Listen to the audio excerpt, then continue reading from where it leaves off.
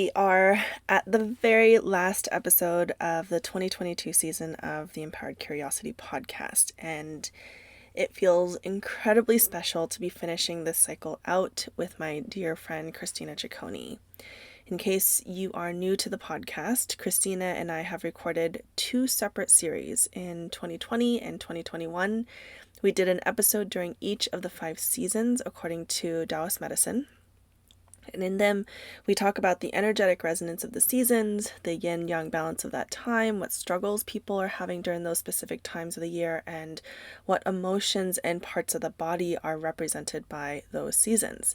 And it was a great general overview, and really anyone can benefit from listening to those episodes.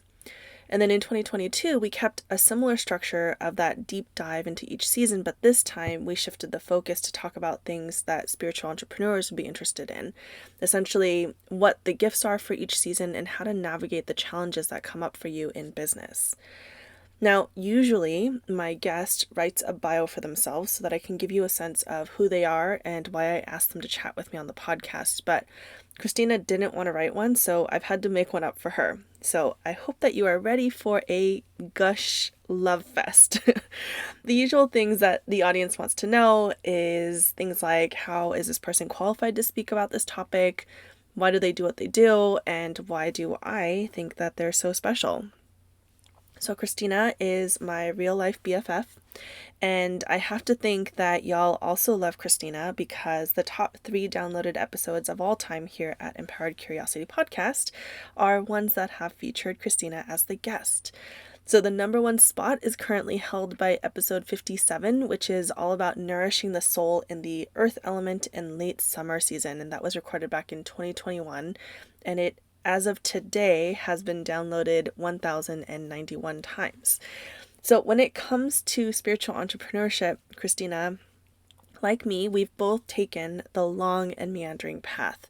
She graduated from Emily Carr University in Vancouver, British Columbia, and then she began a career in art as a graphic designer. While she was incredibly talented at this, she got burnt out and decided to pursue a career as an acupuncturist, which is where she and I got to meet. We were co-workers at an acupuncture clinic in Vancouver, and when I joined the practice, I jumped right in with both feet because that's everything that I've been conditioned to do and everything that I knew how to do. At the time, Christina was the only voice in my life who was telling me it's okay to hold boundaries, and how does that feel in your body? And as I've said over and over again on this show, she is the yin to my yang. Now, through our conversations in the break room, we found that we speak the same language. We both have this love and this desire to live in accordance to nature. And she didn't go through an official 5 Elements program like I did, but what I found is that she just got it. We both wanted to support, not fix our clients. We saw that treating the physical signs and symptoms that people were coming into the clinic with was really only touching the surface layers of misalignment. And we both had a desire to bridge the physical with the spiritual, the esoteric with the practical. So I suppose it wasn't surprising that we both listened to our bodies, listened to our hearts, listened to our soul, our Tao, and decided to quit our practice of acupuncture at roughly the same time. I went on to coaching and podcasting, which is why y'all are here, and Christina has been in a deep winter mode, and as somebody who struggles with slowing down, I've appreciated and often, honestly, I've felt in awe of her ability to try something, listen to her intuition to decide if that thing is truly in alignment for her, and say yes and no, depending on what feels good and what feels right and in alignment for herself. I've learned so much from our friendship, and honestly, she's kind of the secret sauce of my business. What I mean by that is that Christina is who I went to when I felt like things weren't working. She would hold space, help me tap into a fresh infusion of ideas, and when I got loosey-goosey with my boundaries and started to slide into resentment and frustration, she would remind me of my need to rest and take care of myself. When I would find my groove, she was in my corner to cheer me on, and her words carried the weight of somebody who has seen me at my lowest. In Christina, I found the value of being held by someone who understands my struggles because she's been there too. I find that when we isolate, we start to view other humans who are doing similar work to us as competition. which brings up a whole slew of fears. The fear of being vulnerable with your struggles, the fear of looking dumb and being judged, the fear of asking silly questions or having silly emotions, the fear of creating conflict. This list goes on, doesn't it? Now, co-regulation is one of the best ways to get ourselves out of feeling threatened, and there's something magical that happens when aligned humans show up to just witness each other. I'm so glad that I got to share my co-regulation accountability buddy with you, and I hope that you have someone in your corner who's able to hold you in the ways that Christina has held me. She is the inspiration for why in every single offering that I put out, I'm looking to create a space where there's safety and community, especially in Business Alchemist Mentorship. That's my 9-month program. And in that program, you jump onto an entire team of heart-centered spiritual entrepreneurs who are hungry to support and who are hungry to be supported. So let's talk about what we are going to learn in this episode. In this episode, you are going to hear about how having a lack of clarity around your business can cause your clients to not feel safe working with you, despite you having knowledge and skills. We'll also talk about how action from alignment that's rooted in cycles and your capacity to go inward feels different from action that is propelled by external resources. She and I will share how being talented or proficient at something is not a good enough reason to pursue or monetize that gift, and how reciprocity and feeling nourished by your output protects your energetic resources. This is something that I've learned from Christina over and over and over again by example, which is how asking, what do I need, before considering the needs of others can actually help you serve your clients better and meet their needs. We're going to chat about how water represents fear and how building a solid container to hold it can help you see fear as a friendly messenger who brings you information that helps you reflect and calls you to look deeper. And because water has a lot to do with resources, it's the element that represents these deep wells of resources. We talk about how each time you try something that depletes you or leads you down the wrong path, you get one step closer to finding greater alignment in your work. And so to not look at failures or closed doors as being something to butt up against and get frustrated by, but rather when you find yourself on these paths and you find yourself needing to say no, it can actually help you find that deeper sense of alignment. So I hope you have a wonderful time listening to this episode. I know that I had such a great time spending time with my friend Christina and recording these episodes for you. So if you listen to this and you find this to be resonant, I encourage you to go back and listen to the other seasonal episodes that I've done with Christina. Have a wonderful holiday season, however you choose to celebrate, and I will see you all in the new year. Hello, and welcome to the Empowered Curiosity podcast. Today I've got a longtime guest. Before we hit record, we just counted up the number of episodes Christina and I have done together, and I think we landed on 12. So if you enjoy her voice, her words of wisdom, the way that I do, go back and check out. A lot of those episodes are seasonally focused. A lot of them are about the Tao. So that's kind of where Christina and I like to nerd out about. So if that's also your jam, I encourage you to listen to this one and then go check out the other ones. So welcome back to the show, Christina. Thank you so much. An even dozen. An even dozen, yeah. Yeah. So we are continuing on our conversations about the seasons and the elements. Today we're going to talk about the winter season, water element.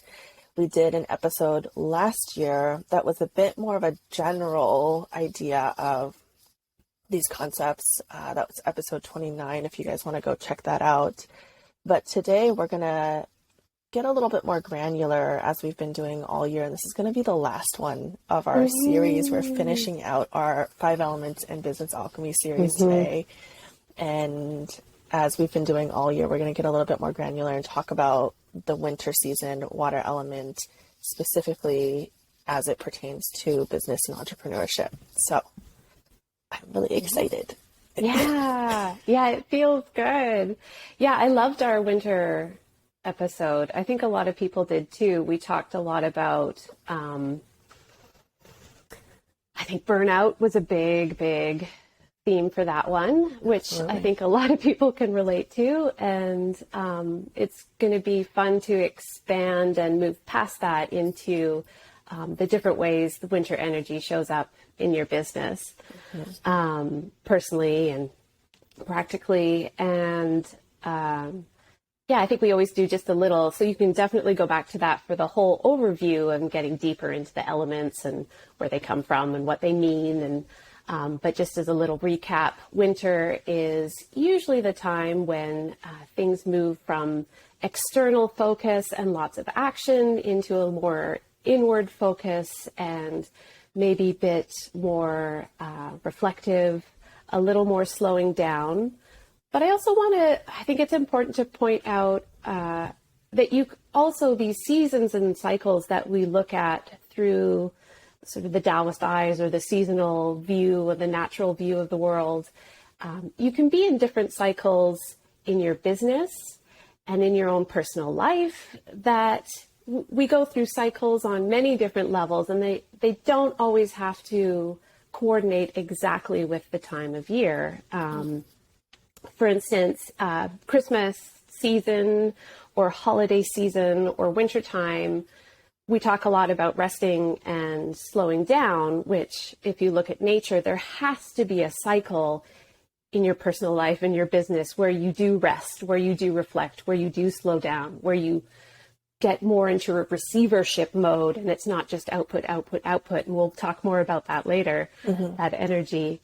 But also, this might be a really busy time of year for people's businesses. This could be, if you're in retail, this might be a really busy time of year. You could be wrapping up programs and projects.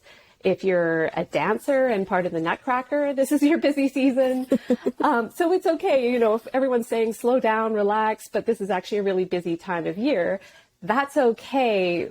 But especially if you run or own your business, or you take a very mindful approach to your business life, you get to also observe and see when then would be your natural rest cycle. Maybe it's not November, December, maybe it's January, maybe summer season we talked about, that's also a natural time for maybe rest and play and downtime. Maybe you live in Australia and this is not really winter. So I just thought it was important to know that there are these cues that give us wonderful examples of how we as part of nature need to regulate and go through cycles and not just expect to operate the same way at all times of day, at all times of the year. But also there's other cycles in 24 hours. If you're 22 or you're 52 in business, you're in different seasons of your life as well. So, and you have different energies to work off and draw on. So I just thought that was something to keep in mind, that we talk about these themes and these energies, and they definitely come up in nature, and it's nice to coordinate with them, but bear in mind you will also have your own seasonal cycles that are a little more individual as to where you're at too. Yeah, absolutely. And I know that from having run businesses for many years, many seasons, there's lots of times where it feels like you sort of flip-flop between cycles as well. And so, it's not always this linear situation like we want it to be. Sometimes you'll go into a, spring launch cycle and then go straight into a winter rooting in energy cycle. Everyone is a little bit different. I think the invitation here is to really feel into who you are, what your energetic needs are, and also where your business is at. And that can shift year to year. It can shift in accordance to or counter to what's outside your door, what's outside your window. And all of that is okay as long as you are always tuning within.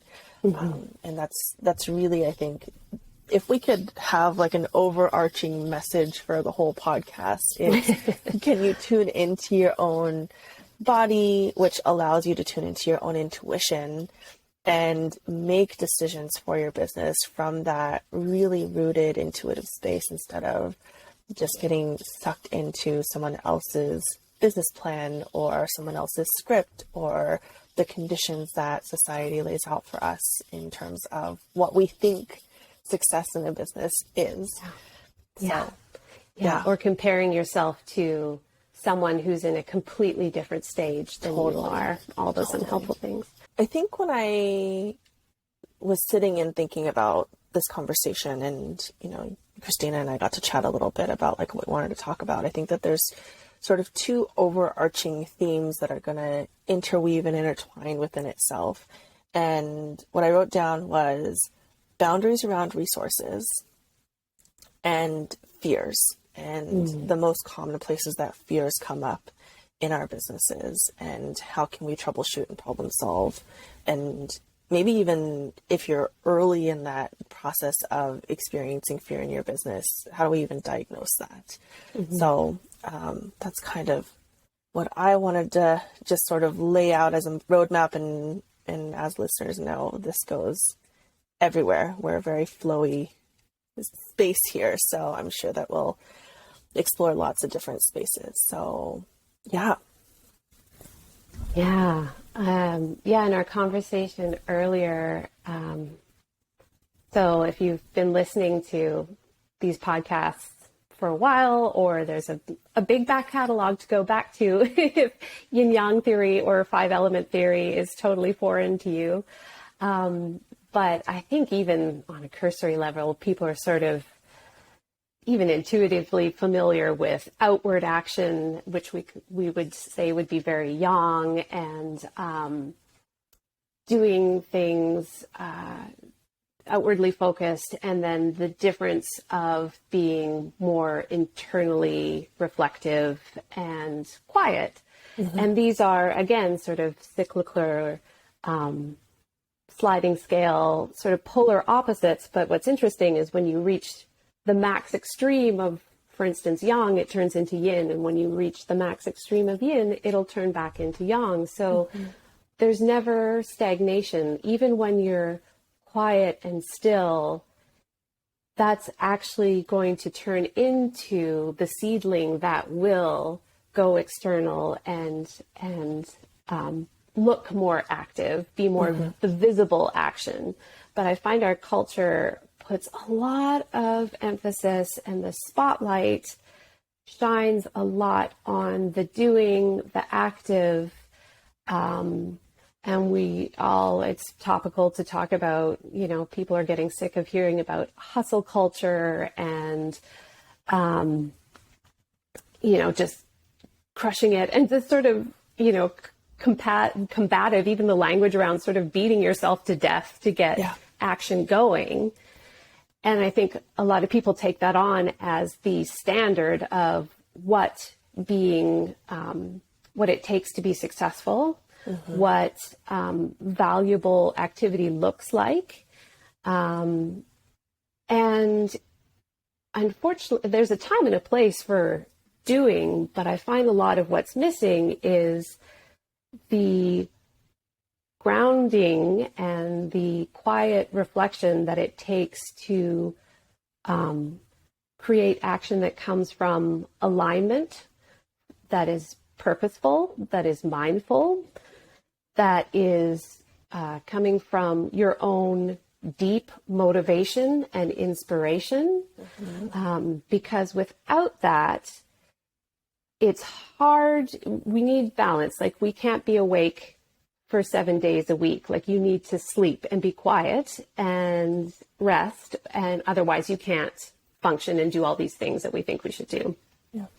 And the activity in your business is also going to be quite difficult if there hasn't been a season or a time or a place to get grounded, reflect on what your needs are, what your values are, what deep inspiration has come to you that you feel nourished and supported and resourced to share, because it's this sort of internal outward energy, which feels very, very different than never having taken that time, panicking and yourself into something where you have to grasp for external resources to keep yourself going, to do the action because you're copying somebody else's model of what you think you should be doing, or and then that's where we get into those patterns of overworking, grinding ourselves down, and this very unsustainable level of activity that eventually, leads to burnout and resentment and all sorts of things. It's very hard to sustain from the outside in, outside in. That's when we start reaching for coffee or needing, sedatives and alcohol to sleep at night, where we need constantly to draw on other people's opinions and approval and resources. Like, if your energy is not coming at all from the inside out, you're just going to need to constantly reach for outside in to keep it going, because it's not rooted in something that's grounded and coming from that yin internal deep place that we all need to be sometimes. Yeah. And that's so beautifully said from somebody who is really yin. Like, you're more of a metal type, which is more of a yin sort of element. And for someone who's a little bit more yang, like I am, I think that the way that I've had to shift my thinking around yin times of slowing down and rooting down and clarifying these types of things is it actually makes my action a lot more intentional and efficient. Right. And so I do value the doing. Like, that is not a secret. I mean, if you know me in person, I am moving all the time and like I'm constantly in motion, and like literal actual motion. And so it would be hard to convince somebody who's like me to be like, hey, like, you should slow down and meditate. Like, I know that I resisted that for a very, very long time. And so if we can take it from the context of, hey, like, do you feel like you're spinning your wheels? Because that's how I felt like a lot of my time is, I know I need to be doing, but I'm going to be doing these things and it feels almost performative. There's this thing that everyone says on social media of like, you need to be posting every day to make sure that you're feeding the algorithm and being seen and all this stuff. And so I was like, okay, I can do that. Like, let me do the thing. And what I found is that the more I did that from an unrooted and ungrounded place, it's like, yeah, I was outputting a lot, but was that very connecting to my audience? No. And so I would so much rather have a moment of rooting, clarifying, so that when my actions are taking place, they're really more meaningful. And so, I will spend a whole day thinking about and writing a social media post before I put it out, even if it means that I'm skipping several days of putting something out on my Instagram page, because what that ultimately means is I'm putting out more quality work. And so when we can, speak to people who, I think there's part of me that's like naturally like, this is my constitution, and because my constitution is this way and our society has conditioned us to be this way as well, it's a hard leap to make when somebody says, like, actually the best thing that you could do for your business is to slow down.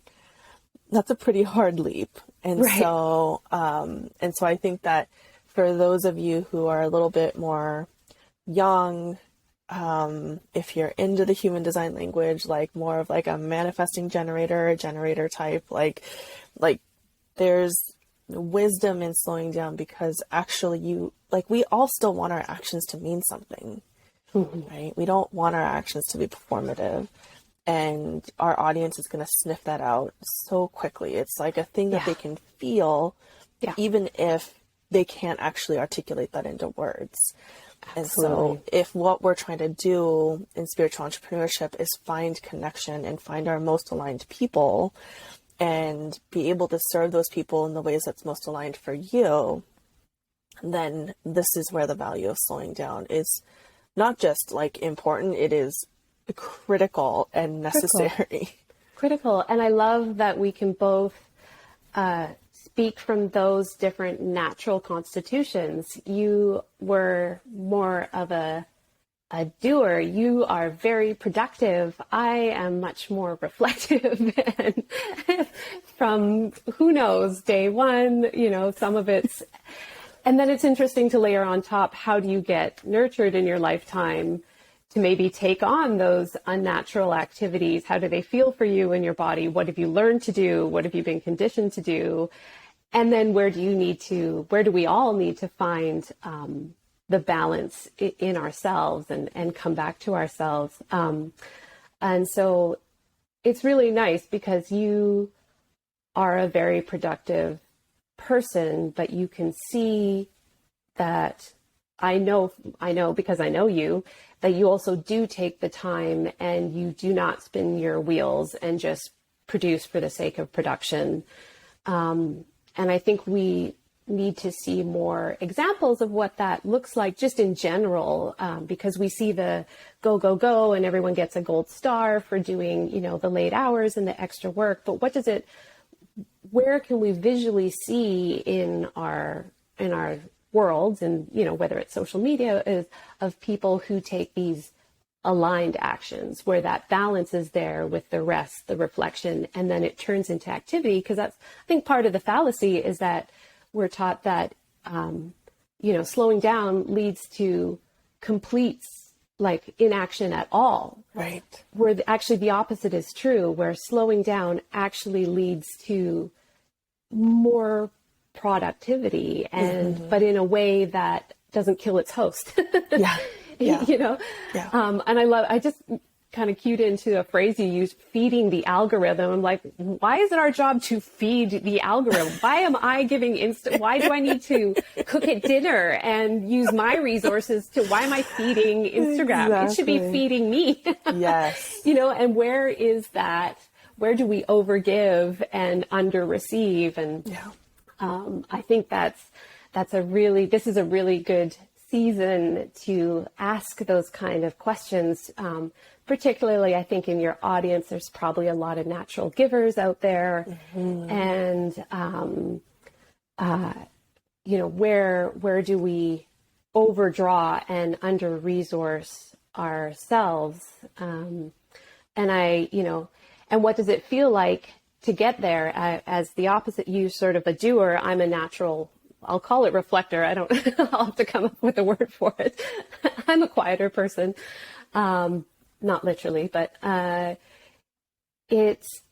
have been in that place of deep burnout and resentment. I know exactly what it takes for me as a naturally quiet person to produce at this false level of activity that I think I should produce at, that is someone else's projection, that is a message of, you should be productive at the same rate for all time, just maybe ever increasingly so.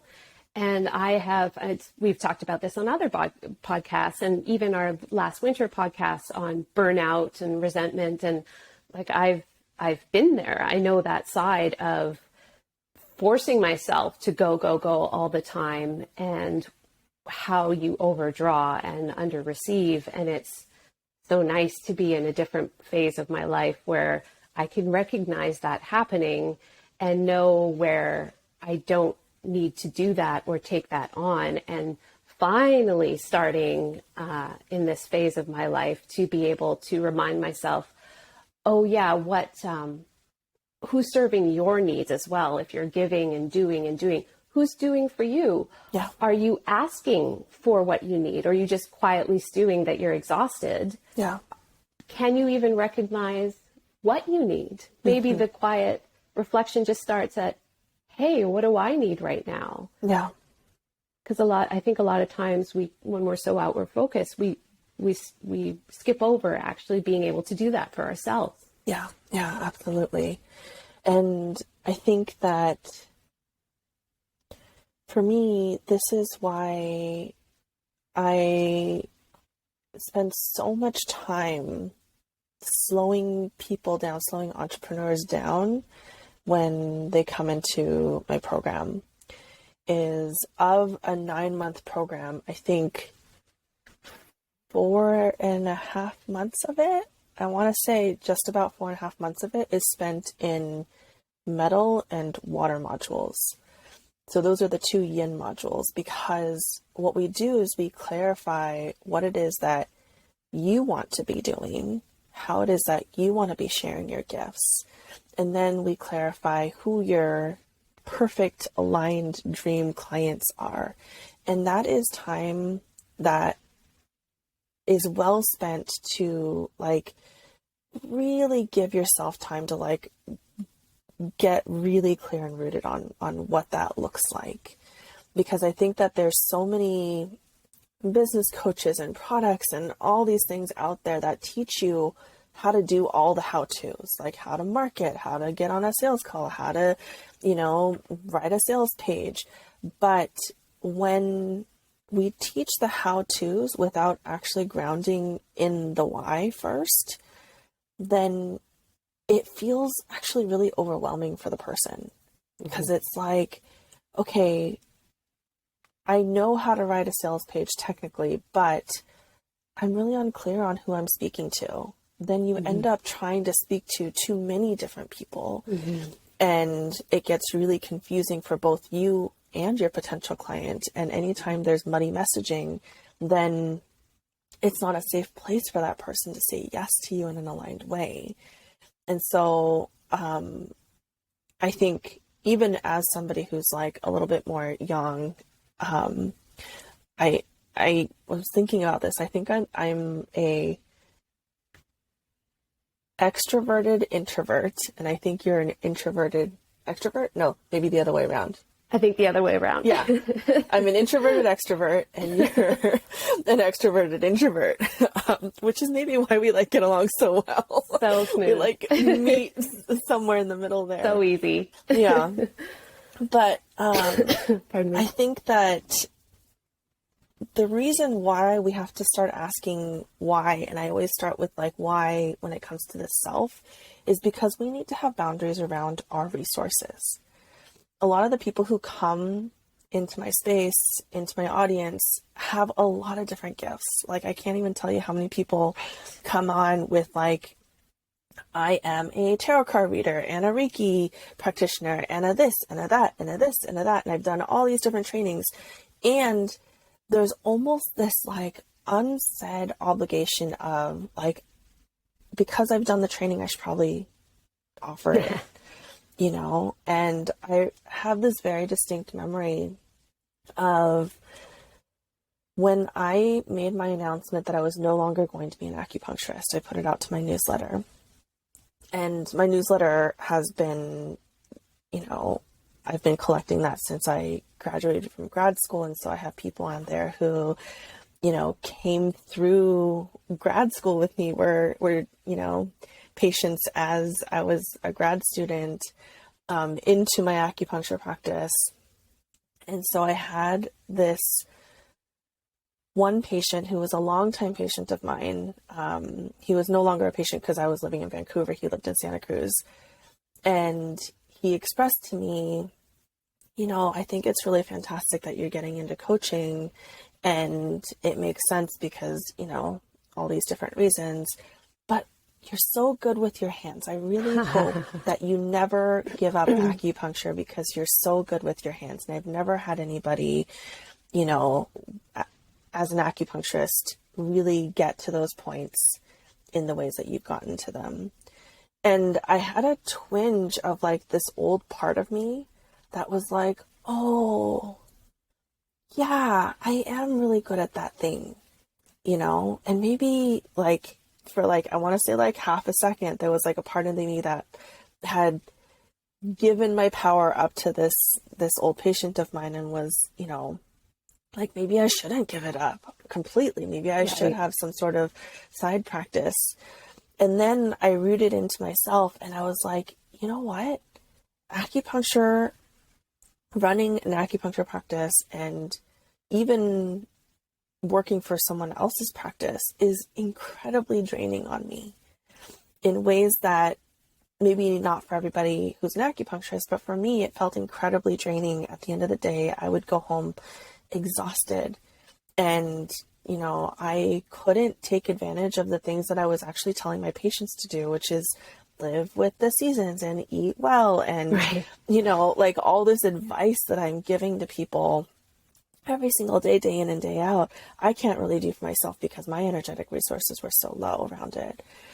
And so I remember writing him back and be like, you know what, I really appreciate that feedback and I love that you got so much out of our sessions. And this feels like the most aligned choice for me because I need to also feel like I'm energetically resourced. And so I think I share that story because there's a lot of people who feel like, oh, I'm good at a thing, so therefore I should do that thing, you know? And I I do should know. offer that as like a service and an offering. And ultimately, my boundary around it was no, I'm not going to do acupuncture. And I think that you're very similar. Like you have even like a more varied talent pool in your background of being a graphic designer and an Eclectic. acupuncturist, you know? And so I'm curious how you've held your own boundaries around that space of being able to navigate the, yes, I get that I'm good at that. And it's more important for my energetic resources for me to say no in this moment. Yeah. I love that you brought that up because it's a great example of how you've been able to learn to check in with yourself and take note of what your nervous system is doing in that moment when someone's enticing you to draw on qualifications and skills that are familiar, that you've learned to do, put time and energy to learn, time and energy into learning, that you could easily have done, but there was this ping in your body and your psyche that just said, but for reasons that I've actually reflected on, I don't actually want to do that. And you get to make a choice in that moment. Am I going to do this just for a period of time anyway, but I'm consciously choosing this because it's going to get me from here to there. And of course, there's parts of our jobs, our days where we're going to have to do activities that are sort of the, you know, use your own example, brush your teeth, clean the toilet kind of, you know, you choose to do them because you like to have clean teeth or, you know, the payoff is kind of worth it. But there's a lot of things, and I know everyone listening is probably a multi-talented individual, as most people are, and we, you know, the older you are, the more skills you probably have to bring to the table, and the easier it becomes to rely on those familiarities long past when they might be nourishing us back. And I can use some examples to kind of tease that out. And I think this is where we get into some resentment and burnout and keep ourselves a little bit stuck, is that the truth is people can do lots of things. Like people are qualified and capable to do many, many things, but we have to root into ourselves. And this is the yin energy. But what is it that you should actually, maybe should's the wrong word. What is it that really feels aligned to do right now? And even if that alignment to do right now is a long-term plan, like it is for me, you know, what other activities are you choosing to rely on while you are getting into alignment with something that feels so much different, so much more sustaining? You had reached the point in your example, which happens to be an example I could use too, of coming to the end of your acupuncture practice. And this is, you know, if anyone's ever been in a career that they've put time and energy in, and I can say that, yeah, you are one of the few people I would refer my patients to if I were away, because I knew I could trust the kind of work that you did. And I'm glad that both of us came to a point where we recognized that it was going to reach a point where it became no longer sustainable for us to do that work. And that would actually not have served our patients, our clients very well if Yeah. we had continued to do that work, because then you risk the burnout and the resentment. And I ended my acupuncture practice at the point where I could see that coming on the horizon. And I certainly wasn't there yet, but it was so, because I care deeply about doing authentic work, it was so not okay for me to show up exhausted or not wanting to be there, particularly in those kind of work. And I think you have a lot of people in your audience who are coaches or do some sort of work that is where maybe their clients or patients are in sort of a vulnerable situation. You really have to put in the care and work into yourself, even in excess that you do before you can give it to others and your patients. Because if you don't, you actually aren't doing them any service at all. Yeah. Yeah, absolutely. And I think that it's important to note here that the responsibility that we take is that people are allowed to ask, like that guy who emailed me, totally fair for him to like voice his opinions and thoughts about what I was doing. Yeah.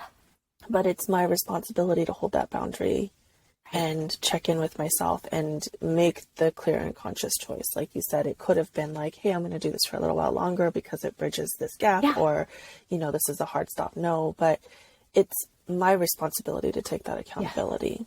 Yeah. And I think that, and I'm going to ask you to draw on your experience as an artist and as a graphic designer here, because I hear this from so many artists and in particular, like website designers, graphic designers, is this phrase of, can't you just do It'll that be thing? so quick for you. Yeah. And I'm sure any designer listening will have heard the phrase, it will be so fast for you, or you are Right. so good at this. Yeah.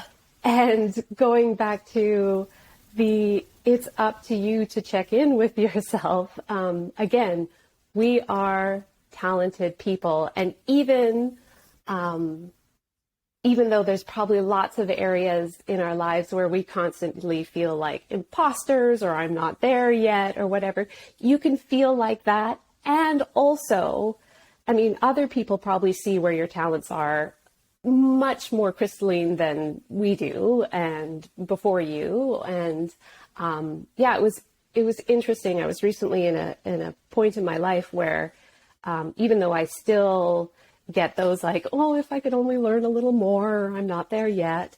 But I was in a situation where, I kind of got to recognize I was helping someone with some projects that I am very capable of doing, even beyond the scope of the projects. And it's like, oh, I actually do have a variety of skills, and it's kind of nice to feel qualified. But there was an ask for some design work that was sort of outside of the realm of what we were doing. And because I have a background in design, and the phrase came up, oh, could you help me with, because it would be probably quicker for you. And I had this moment of being able to reflect in, wow, yeah, I could do that. But part of me was saying, I left design for a reason. I still do it from time to time, but in ways that I choose. But the compensation for that job was not going to be equal to the output of that job.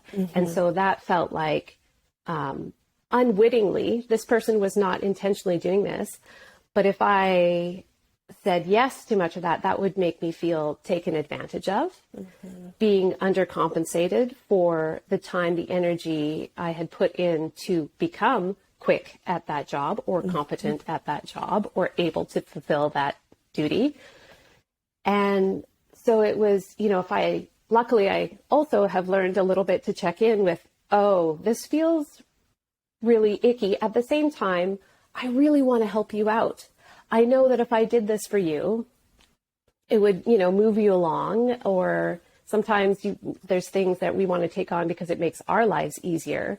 So there's this constant, it's really important to check in. And this goes with feeling resourced to do things versus having to draw. So if I started saying yes to a lot of these things, I would feel advantaged of. And because I don't really want to do them, I would have to pull, like I did before, on resources outside of myself that aren't necessarily very sustainable, like coffee or sugar or, more naps, even though just feeling sort of existentially tired. Yeah. Even though my body shouldn't actually be tired, like the fatigue of saying yes to something that you don't want to do, that isn't, hey, I've chosen to do this thing I don't really love, because, again, like there's going to be things that we choose to do that we don't love. But on this, I could see where this was going to tap into a pattern of me not being able to recognize how to voice what my needs were for myself and for others. And luckily, I got to, because I have learned to do this, step into my boundaries very quickly and say, okay, this is what I'm going to do. But then if you want anything further, this is going to be a price point that is way higher. And if there's much more of this activity, I'm actually going to bow out of this job because that's not what I came here to do. And so it was really easy for me to now at this stage in my life, because of my previous experience with burnout and because of the work that we've done in learning to be quiet, reflect, check in with yourselves, listen to those pings of your nervous system when you start to feel sort of, I want to say yes, but my body is screaming no. The part of you that wants to say yes, is that the helpful person? Is that the responsible child? Is that the perfectionist? Is that the people pleaser? And these are all things to sort of quietly, maybe in small chunks, to untangle for yourself over time. Yeah. But this is the quiet work. This is the stillness. We're going to be constantly in business asked to check in if we're in alignment with ourselves. And the faster and more we can constantly come back to that alignment, the more energy we're going to have to actually be productive, have gifts to offer. And there's a couple of things I could say about that too. Yeah. Yeah. I think the piece that I really want to highlight here is, using your example of being a graphic designer, is yes, it would have taken you 1 hour to create let's just say a logo, a simple logo for a business. And because our system of capitalism has set us up to look at wage as being an hourly thing, somebody might look at your hourly wage and be like, that's where do you get off being able to charge that much for an hour of your time, an hour of your work? And I would argue that we need to start looking at pricing according to experience and pricing according to what you've poured into that hour. And so if you were to ask a brand new designer just straight out of design school, design me a logo, you might get an inferior product and it might take them 10 hours to create that. And so just the fact that you have become more efficient at your job because you are better at it, more skilled at it, have experience in it, doesn't mean that someone's paying you for the hour. What they're actually paying you for is all that time and experience. And I've gotten that a little bit and gotten a little bit of pushback around how much I charge per hour as a coach, being you charge more than, my therapist does. Right. And to that, it's I've gotten so many people who have told me, hey, working with you for 6 months has been more transformative than working with my therapist for 10 years. And so I'm charging based on what I know and can promise and the kinds of like ethics and places that I can get someone to rather than by the hour. And Absolutely. I would like to encourage everyone who's listening, because most of the folks who are on this, in this audience, are going to be service-based entrepreneurs. And so instead of thinking about yourself as an hourly wage worker, like, what are you pouring into that hour that is actually of incredibly high value for that person, your client? And to And not what were your outside hours? Sorry. yeah, go ahead. Well, yeah, and what were your invisible hours that people don't see, which is Yeah. exactly what you described. How many hours have you poured into, you know, doing things for yourself, learning how to regulate yourself, all the things that people don't see? Or if you're, you know, for the example of a designer, how many hours did you put in going to school, practicing, buying the equipment, getting the life experience to navigate certain things? And just because you're fast, or even if you're not, you know, being able, it's really up to us to learn what feels like fair value and compensation to you. And like surgeons are really, in the medical field, there's a good precedent. I mean, you know, someone can do a surgery. Maybe it takes them 5 minutes to burn off a mole or something, but you know, what you would pay a surgeon is not based on the hour. It is the incredible amount of skill and training and experience that they have put in before they could show up for you today. Yeah. And that's what we're valuing. And so this opens a conversation on, and if someone else is charging much less, that's for them to investigate or learn, or where they're at with their own boundaries and their own sense of self-value. And so if you can find the back alley surgeon that's going to be, you know, $10 an hour or whatever, then it's like, well, have at her. You can try that person. That's up to you. That's up to that person. But if you've gone to school for, you know, 10 years and you've had, you know, 1,000 surgeries under your belt, you are going to operate accordingly. And just because you're fast, like, no one would question, just because your surgery was fast, like that you would pay them less. Yeah. Yeah. Because it was quick. Yeah. And this kind of gets into a little bit of tricky territory, because I hear all the time in the business coaching world, you know, charge what you're worth. And that's such tricky language, because so many of us grow up with wounds around self-worth. And so then we start thinking that what we charge per hour is, you know, reflective of our human worth. And so I think that this is why we need to do so much internal work when it comes to how much we charge, how do we value ourselves, how do we value our work, and how is that separate from ourselves? And having those spaces be really, really clear. And it's about keeping those spaces really clear so that you can do that self-work and that self-reflection around some of the wounds you might have received from childhood around self-value, and keeping that in a place that you feel integrated, so that you aren't complicating that in your business and in how much you charge, and projecting the, you know, hourly rate or the project rate that you have onto your self-value as like a human being. That's not really ever fair. Yeah. And like we said and alluded to earlier, I think we all kind of naturally struggle with, you know, self-valuing just in the cultures that we grow up in. It can be an ongoing tricky thing. Yeah.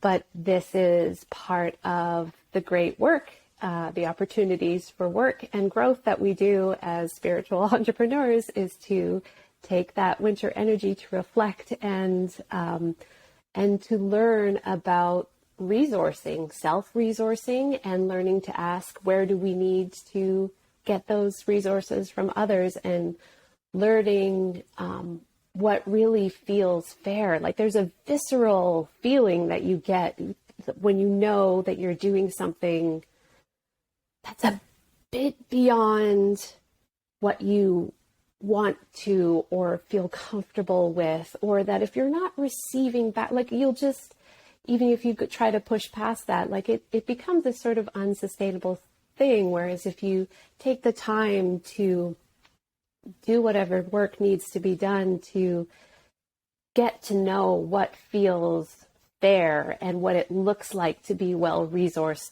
and what it looks like to ask for your needs, to recognize them, and either, ask for what you need and do it yourself, or get someone, get help from the outside in, that is so worth the time. And those are considered the quiet reflection, but actually leads to a full and productive and actually much more energetic life. Because I can tell you, having found something, and recently, like, I've closed my acupuncture practice, and I think we were talking earlier about my winter season, my point of reflection after closing the acupuncture practice, and the outward, what I can show the world, this is what I do.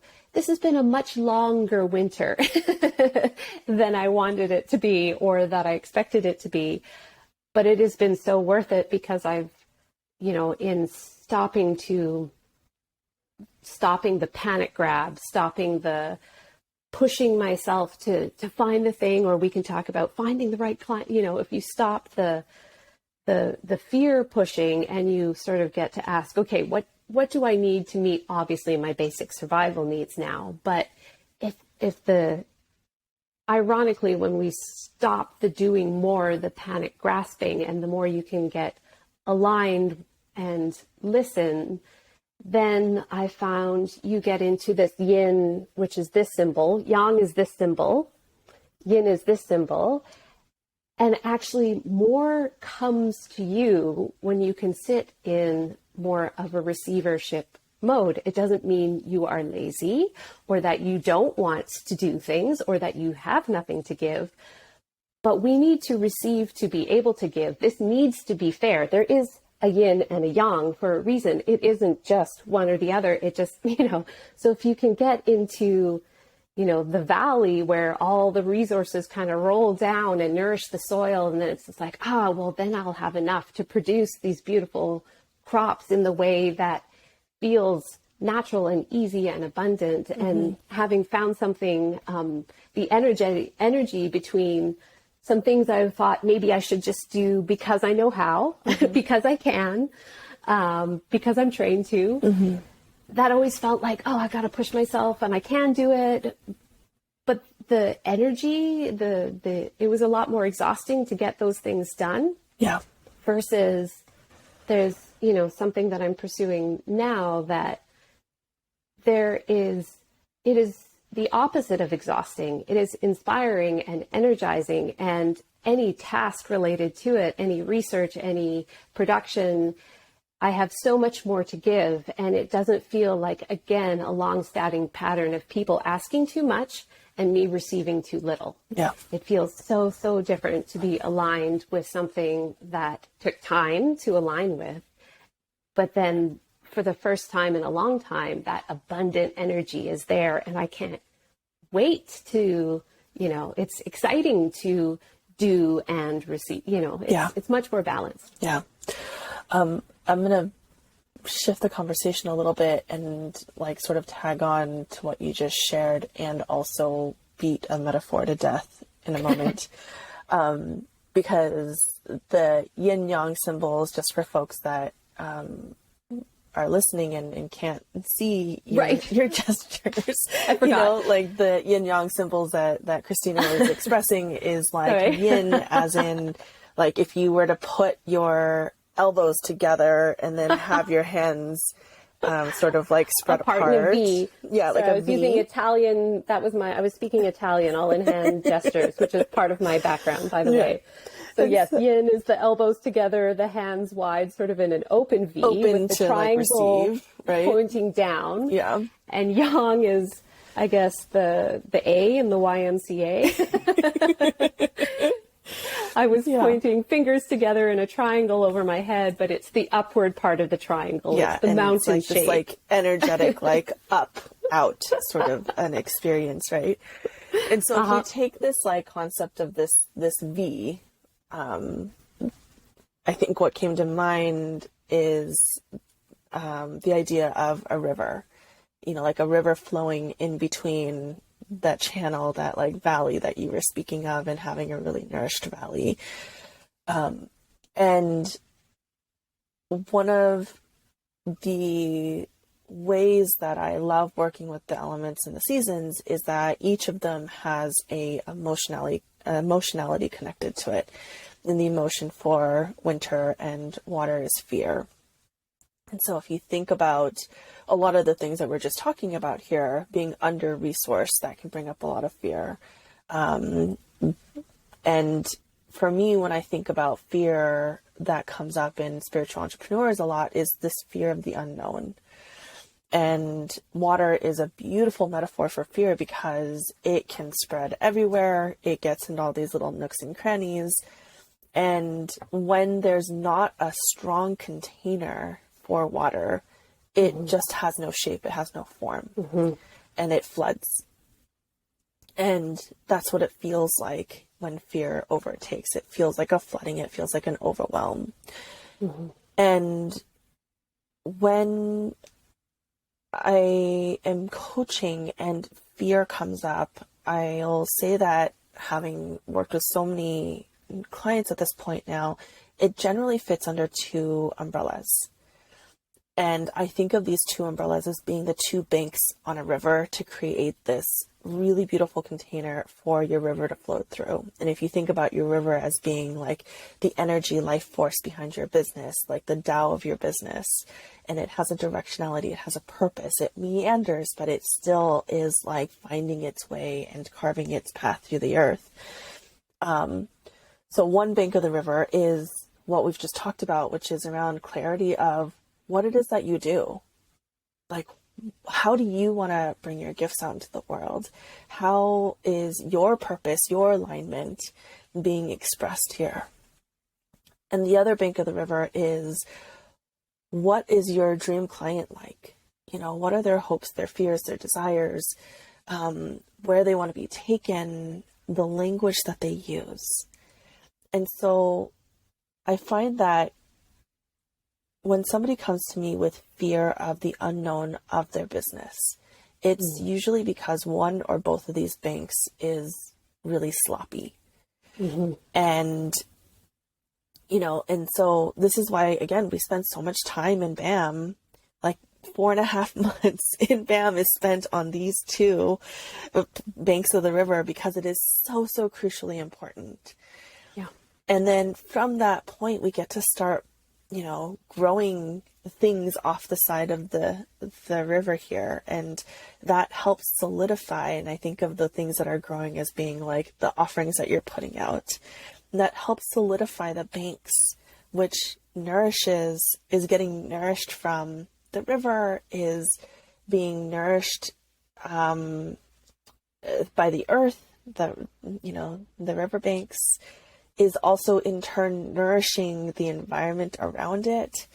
And so I think that this is how we create like if we start thinking about our businesses as like an ecosystem, how can we create a healthy ecosystem? And when we start with this like initial element of water and fear, we can see how in order to help support that water and fear, we have to ask these other elements to come into place, earth and wood, namely. And so I think I've beaten that metaphor, like you're the ground. It's a good one for the reason. And yeah, that is sort of the, when you're a very overly yin person, or you get into too much fear, too much water, then yeah, it's hard to move forward. It's hard to make things happen. You get stuck in the ideating or the ruminating or the contemplating, usually things that, haven't even happened. You have no idea. But yeah, what are the tools we can use to give some containership, some direction, some structure, I think can be really helpful. but not that outside in structure. That's sort of, yeah, what is the path that you want to go in? And that takes time, first of all, to plumb the depths of your personal self and what that means to you.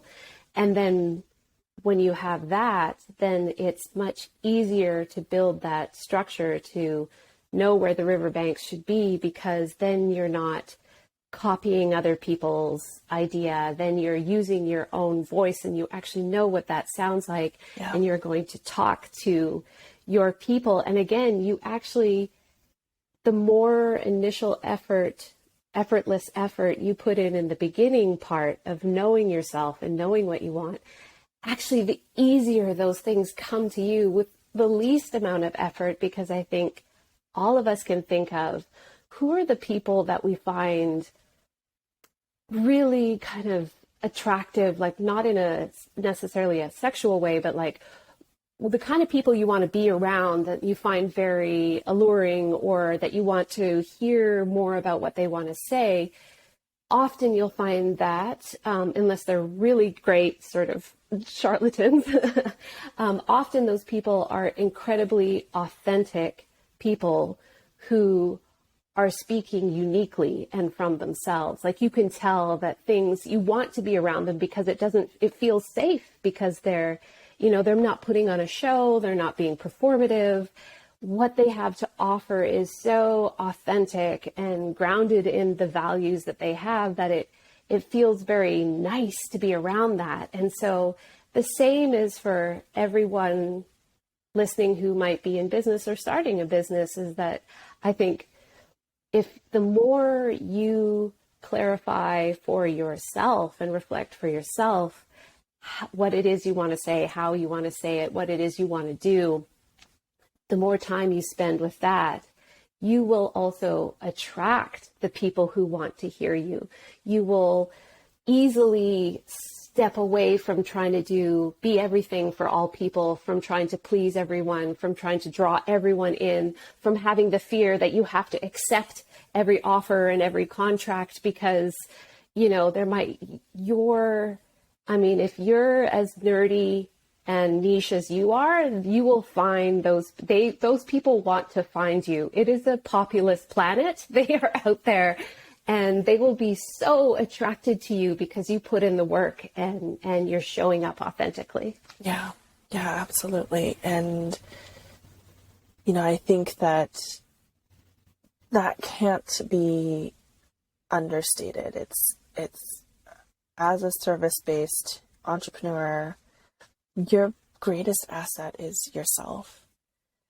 And so it is worth doing that yin level work of self-reflection, of self-clarification, of really becoming clear on what nourishes you and what doesn't nourish you. Because honestly, like writing a social media post, putting up a reel, writing a sales page, creating a website, all of that is easy stuff. Mm-hmm. And I'm not saying that to like diminish, because I know that a lot of people come in because they're struggling with a lot of these things. I'm not diminishing your experience of struggle in that, but I would argue that the struggle is not actually in the like, how do I build a website or how do I write a sales page? The struggle is in the yin. The struggle is in not having a clear vision of what kind of service you want to put out there, who your dream clients are. And so when that becomes clear, I find that even people who have struggled with writer's block for years and years and years, they find that clarity because they're able to write from a place that is authentic and not copying somebody else's formula. They're able to find a way to express themselves and tell their stories in a way that is really connecting. And that's ultimately what we want out of our people, is our community, our audience, however you call your people, is a deep level connection so that they feel safe enough to do transformative work with you. And I personally don't think that can be faked.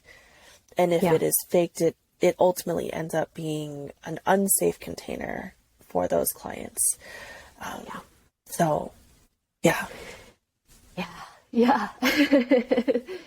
Yeah. The yin work to be done. And it can also be, it can be scary and fun work. Like it doesn't have to be, this should be also, it can be a very enjoyable thing to do the reflection, to get clear. And the more, the more you do it, the easier it is to know what your boundaries are, to ask for what you need. And Mm-hmm. it just exponentially spills out, and you show up for yourself, and then you show up for others. And that's sort of what we all need. This is what we're all counting on, the next wave of entrepreneurs to model and to provide and to show up as people who are being mindful and doing the work. And it doesn't mean that, we, to be successful at this, it doesn't mean you don't have fear or anxiety or doubt.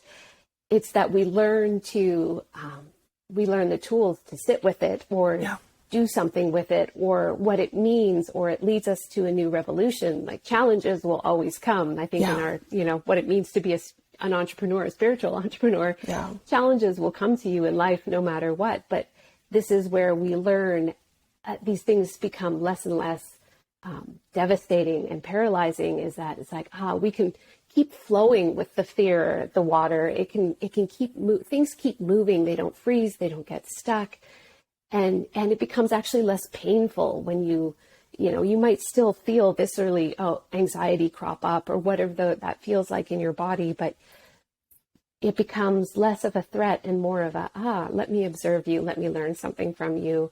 I know how to sit beside you. This won't last forever. I've been here before. What tools do I need? What do I need? Who Yeah. can I call? Yeah. And that's where the maturity comes. Yeah. And I'm being called to share, like, just the circular nature of this work.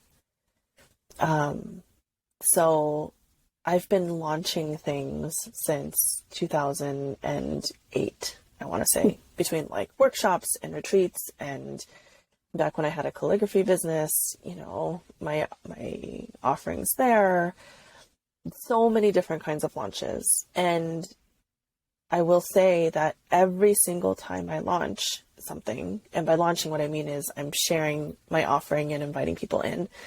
Every time I launch, it brings up, it doesn't even matter if it's a free thing that I'm putting out there. Like it brings up all the anxiety and all the jitters.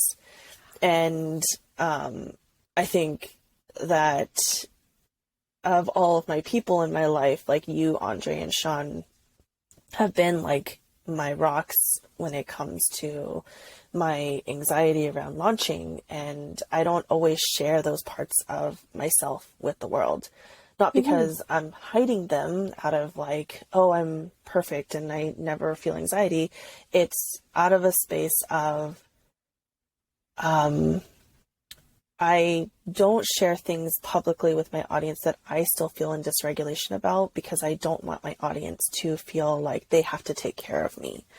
Right. They're coming to me for support. And so, the things that I find to be dysregulating, I go to my people and ask for support and ask for resources from my people. And so I was reflecting on how actually I'm going into another launch in January. We're going to be launching Business Outcomes Mentorship again. And I was reflecting to my husband, Sean, about actually how calm this feels.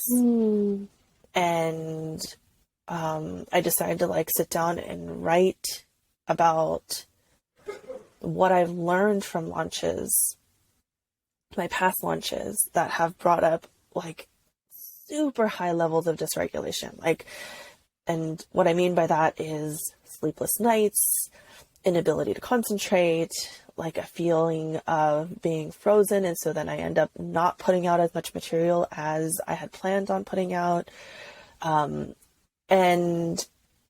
I came up with a list of 5 things that I've learned from launching that I wanted to sort of share with the audience, just as a reflection point of like how circular this work is. I would not have been able to tell you this the last time I launched Business Alchemist Mentorship, because I have changed between that last time and this time.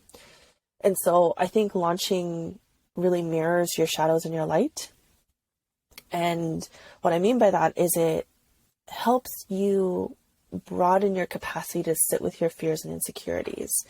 And the triggers that come up are indications of things that I need to continue to tend to.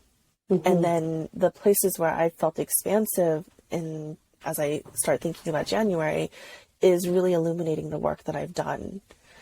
Yeah. I also think about launching as being a really honoring space for the wisdom and sovereignty of my aligned clients, because I've done my best. You know, my responsibility is to authentically share who I am, what I do, what my values are, what my expectations and outcomes are going to be for you. And when I am fully transparent in that without hiding any aspect of it, what I'm doing is I'm telling my clients, I trust you to make the most aligned decision for you. And so then it comes from a place of alignment instead of people being pressured or manipulated into working with me. I think I've been really like vocal about how my Tao is surrender on this show, and launching has been such a teacher in surrender and non-attachment, because I have a tendency to over control things. And so, you know, I have to trust that I've done my best when it comes to a particular launch. And if it doesn't go as planned, what it helps me realize is it helps me, it's a reminder that I need to go back and listen more deeply to what my community is needing. And so then if a launch doesn't go as planned, it's not as successful as I need it to be, I might do a little bit more market research before I do my next launch. I also think about launching as an expression of my Tao, as I just said, you know, and if launching feels really vulnerable, really painful, it's because as service-based entrepreneurs, our work is so closely tied to and is an extension of ourselves. So of course it's hard, you know, and I used to make that wrong. Like I used to feel like that was something that was wrong with me, and I needed to like come up with something that was going to quell those fears. And, you know, I would sometimes even on the hard days think, this is why I shouldn't be doing this thing, you know, whether it's calligraphy or acupuncture or, you know, coaching. It like I used to feel like, you know, this is evidence that I need to just throw this out the window. And that's absolutely not true. You know, it's actually evidence that your Tao is expanding. And it's a painful expansion, and that's okay. Growing you know? pains. Yeah. And then I think the last thing I've learned from launching in this list of 5 is something that we've been talking about throughout this whole episode, is this piece around reciprocity. Is, you know, I am generous by nature, and so I want to give generously. And when people are paying me for my work, it creates this energetic cycle and an energetic loop, so that we're both being fed by the work. And I think that's something to celebrate and not shame, because I think a lot of times as we are trying to disentangle these ideas around capitalism and not, you know, I used to feel this way too, of like, I'm just going to throw capitalism completely out the window. And rather, like, when we start picking out the nuances and we start being able to see like, hey, there's toxic aspects of capitalism that I don't agree with. So I'm not going to do manipulative marketing. I'm not going to try to pressure people into buying from me. But actually, aligned commerce is an important way that our society is going to be fed and nourished in the future. And so in order for me to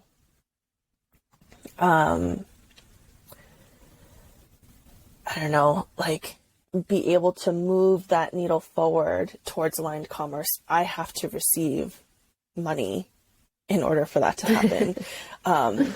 And so, yeah, I felt really called to share those pieces because I think that there's a lot of fears that come up around, oh my God, I'm doing this thing again and I should have figured this out by now. And why are these feelings coming up again? And I just want to remind people like, hey, this is cyclical and this is circular and you're going to hit those bumps again and again and again. And each time it's going to clarify something for you. You know, I wouldn't have been able to talk about this, for example, when I launched BAM back in September, because that was a pretty dysregulating launch for me. And now I feel like I've been able to sit with it and learn from it and understand what I needed to learn from that experience and put that into momentum for the January launch. And I'm sure that, you know, I'm still going to get the jitters and it's going to be okay. It's important to share that a lot, I think, is that, these things that come up over and over aren't a sign of, failure or dysfunction necessarily. And part of learning to not hurry past anything that's at all uncomfortable is you will also be able to tease apart when is discomfort or fear or something that we don't enjoy experiencing, when is that a deep calling that it is time to stop or change course? And when is that apart from, when is this just a normal, oh, here we are again, I have to just, through experience, this is my chance to get better resourced, have more tools to deal with this, practice this again and again and again. And a lot of uncomfortable, negative sort of feelings that we don't enjoy a lot of them are not signs to stop or that you're doing something wrong or that you failed or that you are missing something as a human being. And I think it's great. Thank you for sharing, because it's nice to hear and normalize a lot of those. I mean, those fears are just, they're so common to so many people. And whether you're a person who does a launch or if you're a designer and you are showing something to the world, I think all of us in business, it means that you're doing exchange. Business means you're doing exchange with someone outside of yourself. Yeah. Hobby, you can do it for you. Business means someone is going to see or hear or receive what you're doing. And so there's this moment of vulnerability where, for those of us who felt misunderstood growing up, are people going to misunderstand me? How are they going to interpret me? Yeah. Am I going to be, slammed in the face with negative reaction that I don't want, or conflict, or do I feel like a fraud because someone else is further down the path? And that is just a call to maybe slow down a bit so that you can, take on what you have the capacity to take on at the time. And it'll come up again if you didn't, don't worry, you'll get more chances. Yeah. But piece by piece, and thanks for sharing that, how many times things can come up for you to work on, and it doesn't have to be so horrible forever and every time. Yeah. Nor is it a sign of failure. You get to practice and take on what you can at the time and learn from the last time and figure out more resources that you can call upon. And that's how you grow. And then out the other side, you become the person then who can help or encourage someone who's, just at the beginning of that cycle, and it's their first time trying to share something out into the world or reveal their design project or ask for enough money, or, that's how we become the people that we want in our lives, the people who have done that 10, 20, 30, 40 times and have something, some tool they can share around it that might work for us. Yeah. Yeah. And there's layers every time, And I think that I speak for a lot of spiritual entrepreneurs when I say that I wish I had had a me at the beginning of my business journey, And so whatever it is that you're doing as a service, you're probably in it because you wish that you had a you at whatever niche you're serving. Mm-hmm. And so Mm-hmm. it is not just smart business to continue to do this self-work, but it's necessary and important for your business, because this is how you end up serving your people, is by doing your own self-work and being able to illuminate these spaces that have felt really dark and scary for you in the past. And somebody else needs that flashlight, that guide that says like, yeah, it's scary and it's okay, and I've got you. Yeah. And for your personal self and finding your Tao, that's also how you get back to every time something, you know, maybe you try something and this is where, you know, failure, quote unquote failure, or things that didn't work out are a great thing, because every time you try something and can realize, oh, that's not what I wanted, or that didn't work, or that's not for me, or that's not who I want to work with, you get closer by process of elimination to finding out more deeply, oh, what do I want? Who do I want to work with? What do I want to say? Yeah. And so that also just moves you closer and closer into being in alignment with yourself. So this is where the practice of acceptance can be valuable, is, you know, maybe we don't always want to. One time of something not meeting our expectations feels like too many times. So just even once feels like too much. So let alone when you've tried something 20 times and it's not what you wanted. But that doesn't mean you're not going in the right direction. Like what have you learned, and what does that point out to you of how you want to be, how you want to show up, who you want to talk to? These are all really, this is the value of those deep and shady, you know, the depth of the yin, of those messages that can only come through some of those more visceral experiences of trying something in real life, or facing your fears, or because water is both, you know, it can be gentle. Like if you think of, I'm going to choose a tool to be really productive with, you wouldn't necessarily choose water. But if you know, the more focused it becomes, water is one of the most powerful things on earth. It's also essential. And so, yeah, the more we plumb those depths, the more we focus our water. And then this is where a lot of that deep, internal, sustainable power comes from. You are not just the surface puddle. You are an ocean of resources. Mm-hmm. I think that's perfect. I think that's like the perfect way to like summarize and ground and land with our talk about winter and water. Go with the tide. Mm-hmm. Mm-hmm. Well, lovely.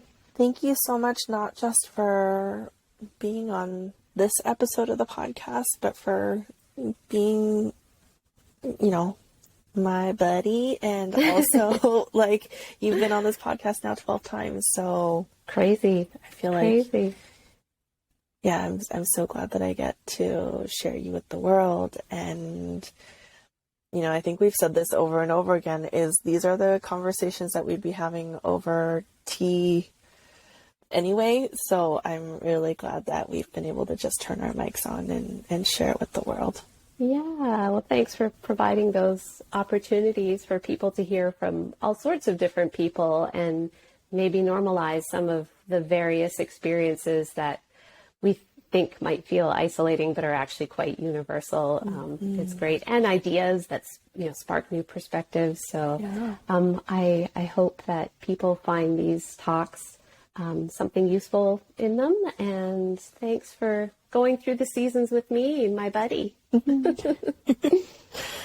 And if anybody would like to listen back to the 12 conversations that Christina and I have had, you can just go onto either Spotify or Apple Podcasts, or however you listen to your podcast, and just do a search on Christina Ciccone, and you will find all of them. They're archived up there. And I'm sure that Christina will be back on to collaborate with me. We don't really have plans right now, but No, we'll figure something out because I can't get enough of you. So sort of inevitable. Awesome, Kat. Thank you okay. so much. Alrighty, my dear.